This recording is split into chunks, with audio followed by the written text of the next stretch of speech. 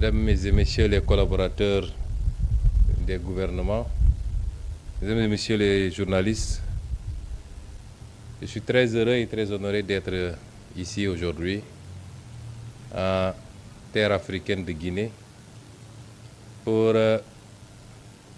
perpétuer une tradition qui est d'abord une tradition entre les peuples avant d'être une tradition entre les États et les gouvernements, tradition de fraternité, de solidarité, de communion et d'unité. Je voudrais, à l'entame de mon propos, remercier son Excellence le Président Mamadi Doumbouya, qui, comme je l'ai dit tout à l'heure, est un ami et un frère, avec lequel je m'entretenais beaucoup bien avant notre accession au pouvoir. Et c'est toujours un plaisir de le revoir. Remercier le Premier ministre, M. Amadou Ouriba, qui nous a réservé un accueil particulier et chaleureux, après nous avoir fait l'honneur d'une visite à Dakar l'année passée. Et c'est lors de cette visite que nous avions convenu d'organiser celle-ci.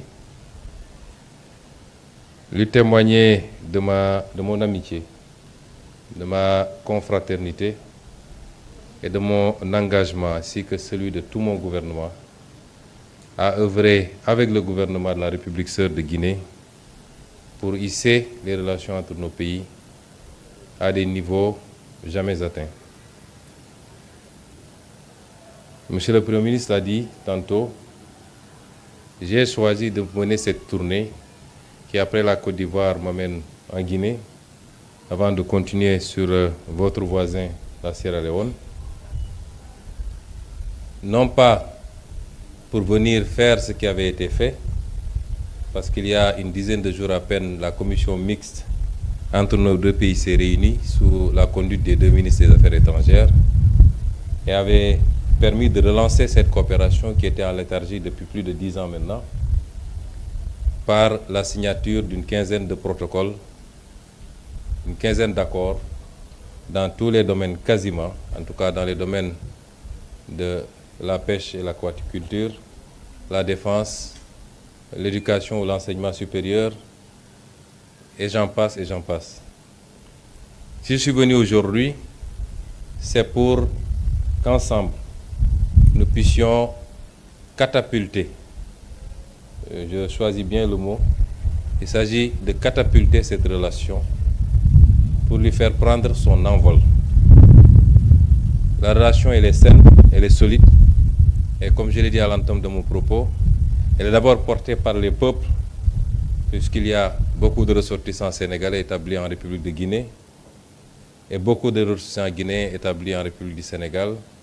Et de part et d'autre, ces ressortissants sont très bien traités, sont très bien intégrés, ils travaillent, ils gagnent leur vie, s'y marient quelquefois, s'y installent, ils achètent des maisons. Donc c'est les peuples et les populations d'abord qui forment l'assise de cette relation.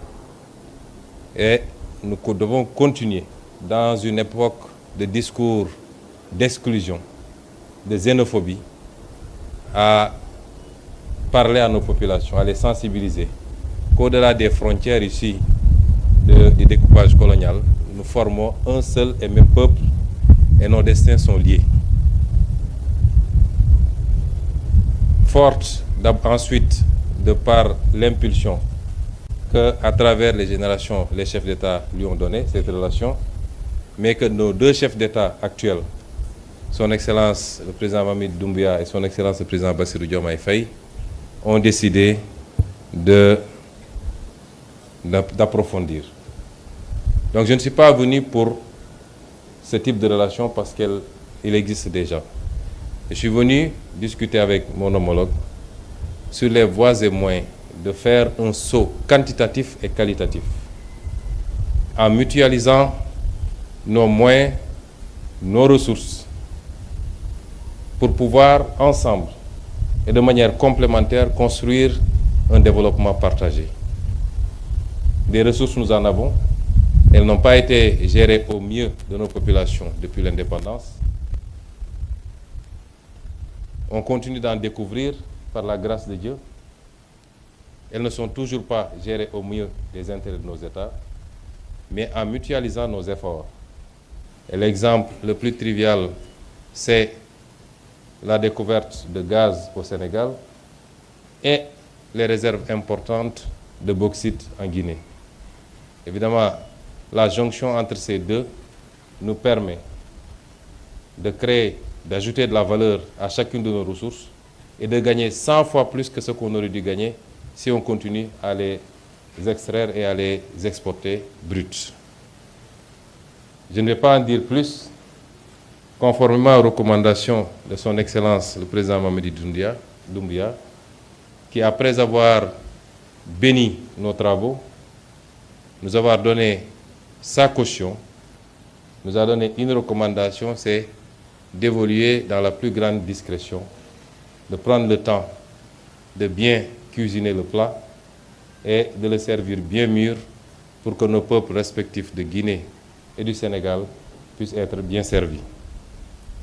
Nous avons retenu ensemble, et le président Doumbouya vient de nous conforter dans cette décision, de mettre en place un comité technique qui, sur la base des orientations que nous avons retenues, va travailler de manière accélérée pour dresser les contours de cette nouvelle coopération qui doit nous permettre de monter ensemble.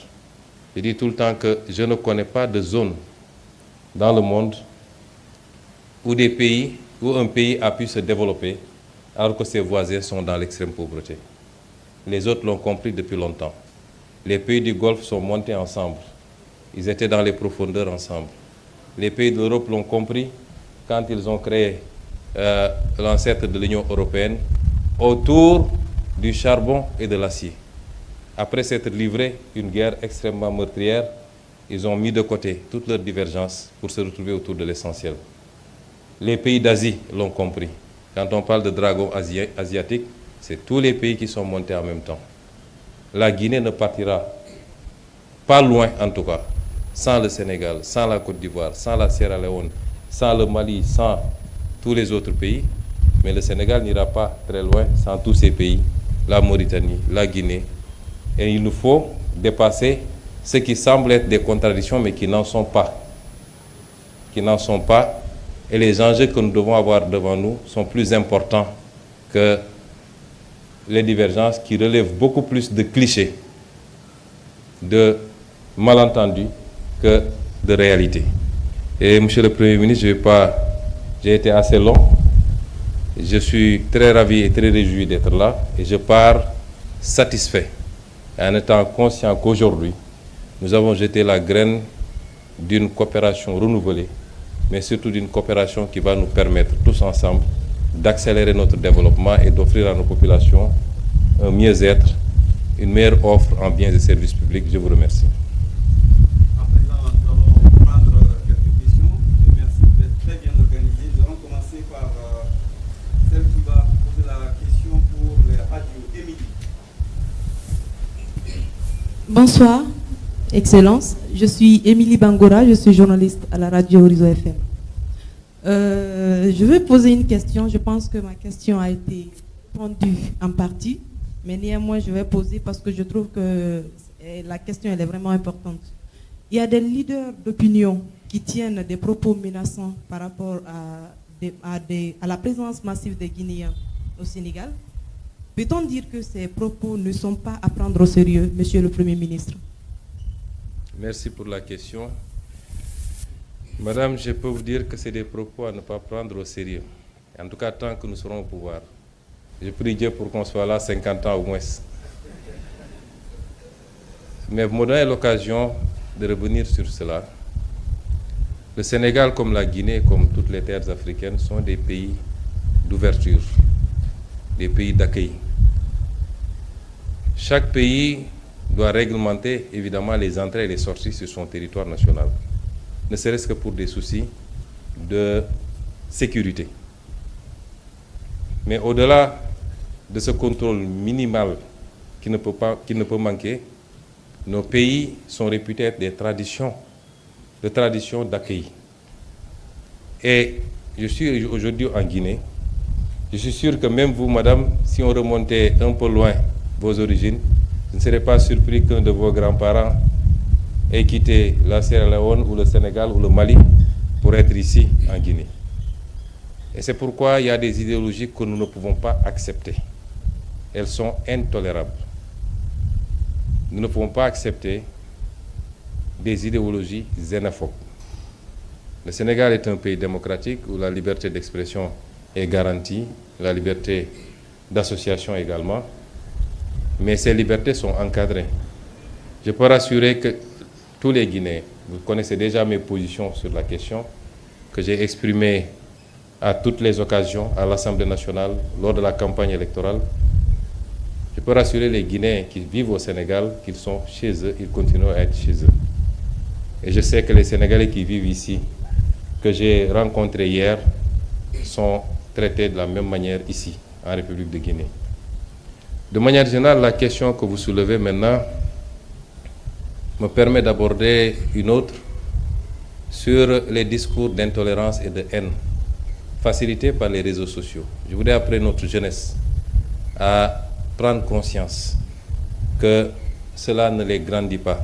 Ce n'est pas toute notre jeunesse, mais ceux qui se livrent à ces discours, quelquefois appuyés par des politiques, malheureusement. Les problèmes que nous avons à l'intérieur de nos pays ne sont pas dus à la présence d'étrangers.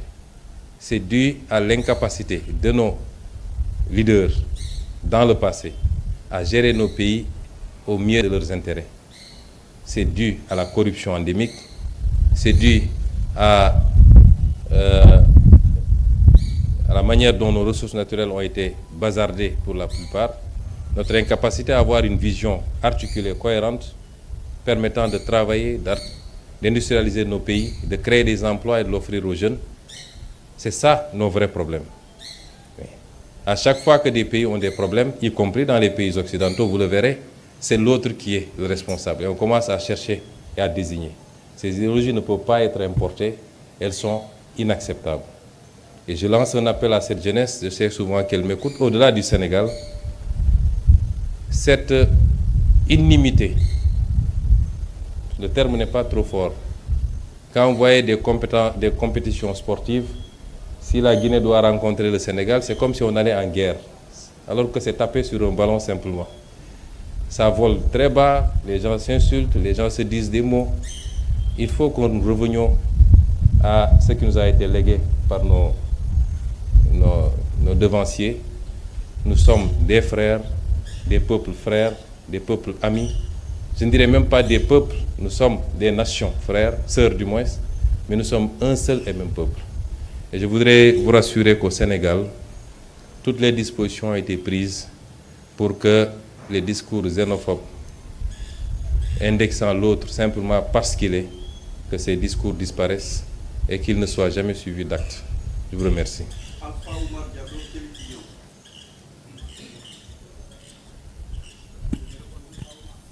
C'est bon. Presse internationale, Tanguy. Bonsoir, messieurs les premiers ministres. Donc voilà, je m'appelle Tanguy Bihan, je suis journaliste pour RFI, mais je m'exprime au nom également de mes confrères de la presse internationale. Alors en Guinée, ça fait maintenant de nombreux mois que 2 activistes de la société civile et un journaliste ont disparu. Des organisations de la société civile sénégalaise et guinéenne ont interpellé le Premier ministre sénégalais Ousmane Sonko sur cette question, lui ont demandé de s'exprimer auprès des autorités guinéennes sur cette question. Alors je voulais savoir si aujourd'hui, au cours des rencontres, est-ce que c'est un sujet qui a été abordé et est-ce que vous souhaitez profiter de ce moment devant la presse pour vous exprimer à ce sujet? Merci pour la question. Je suis venu ici pour une tournée économique et voilà une question éminemment politique. Monsieur Tanguy, les États, quel que soit le niveau de fraternité et d'amitié qu'il y a, les États ont une réalité interne qu'il faut respecter. Aujourd'hui, il y a des gens qui sont arrêtés au Sénégal pour différents délits, qu'on peut qualifier, certains qualifient de délits politiques. Et ce n'est pas aux autorités guinéennes de venir au Sénégal nous dire ce qu'il faut faire. Je m'abstiendrai par respect de venir en Guinée pour avoir à dicter aux Guinéens ce qu'il y a à faire. Si mes relations amicales et fraternelles me le permettent, et si je devais en parler, ce serait en douce, amicalement, mais je ne viendrai pas ici dans une conférence de presse pour vous dire que j'ai dit ceci ou j'ai fait cela. Et je pense que globalement, ça doit se passer comme ça. Nous nous préoccupons mutuellement de l'évolution de chacun de nos pays, puisque la stabilité de chacun de nos pays impacte, ou l'instabilité de chacun de nos pays peut impacter sur les autres pays. Nous sommes déjà assez confrontés à la question sécuritaire dans beaucoup de nos pays amis et frères, mais ça ne va pas au-delà de cela. J'ai suffisamment d'expérience politique pour ne pas venir ici vous dire j'ai dit ceci aux autorités guinéennes.